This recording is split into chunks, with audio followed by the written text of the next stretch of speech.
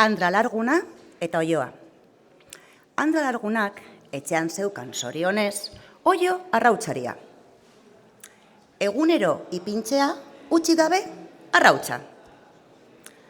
Dio posez berartean, ematen diodanean, aldi batez hartoa, arrautza egunekoa. Badit beti pintzen, zer baldin eramaten? Badiok nik bibider? Arrautza bat ez da ezer.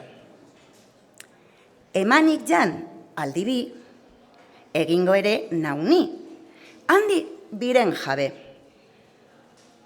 Nola asmatu ez dute gauza onelakorik? Hala, erorik gizendu zen Oioa.